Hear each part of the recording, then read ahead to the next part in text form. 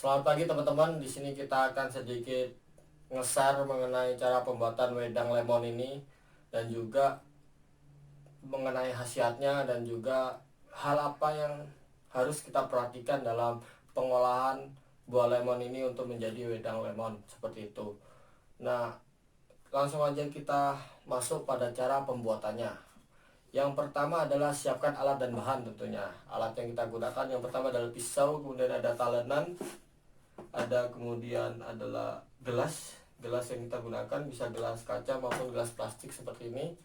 Nah, kemudian adalah kompor untuk merebus air, juga panci. Kemudian juga bahan yang kita gunakan, bahan utama yang tentunya adalah lemon. Setelah lemon adalah gula. Nah, ini adalah gula nanti. Nah, setelah itu adalah air. Air yang kita gunakan adalah air yang matang. Kemudian kita hangatkan. Jangan sampai mendidih ya teman-teman. Jadi kita cukup menghangatkan aja, tidak sampai mendidih seperti itu. Nah, setelah alat dan bahan lengkap, nah kemudian kita harus membersihkan bahannya, terutama buah lemon ini. Kita bersihkan dan kita pilih mana yang bagus. Nah, seperti itu. Nah, kemudian hal yang kita lakukan ialah iris buah lemon ini. Nah, jadi kita mengiris buah lemon ya teman-teman. Nah, untuk satu orang cukup satu irisan seperti ini biasanya. Nah, setelah kita mengiris, kemudian kita merebus air ya teman-teman. Nah, selagi kita merebus air ini, kita mengiris-iris.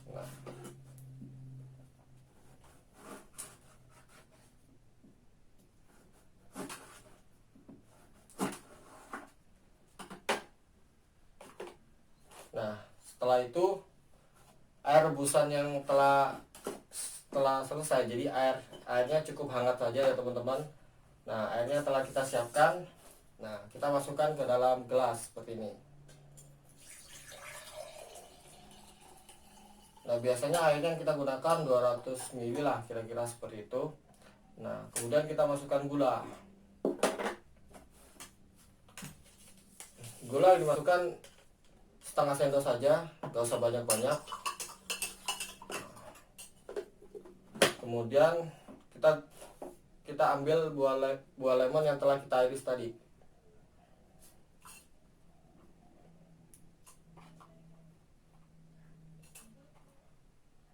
Kita iris cuma setengah aja teman-teman ya.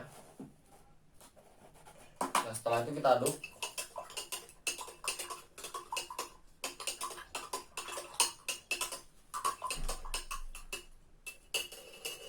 Setelah aduk, kita diamkan selama beberapa menit. Pada umumnya kita diamkan sekitar 15 menit lah.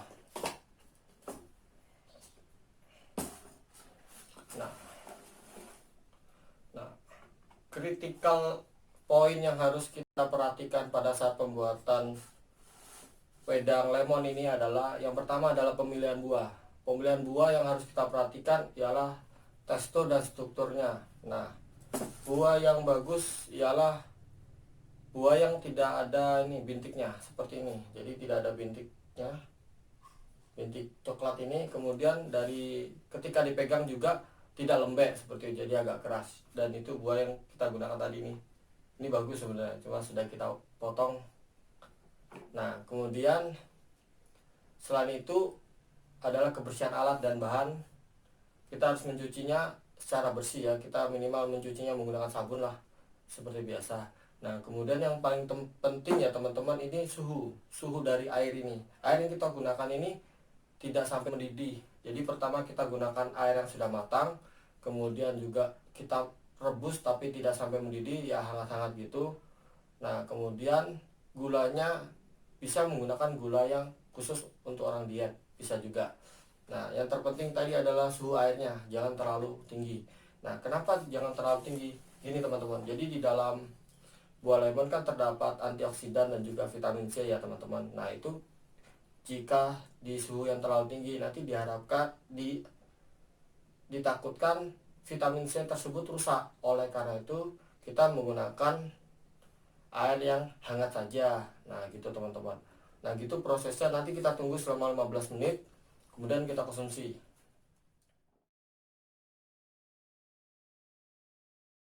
Nah, ini sudah 15 menit ya teman-teman. Sebenarnya sudah siap untuk dikonsumsi.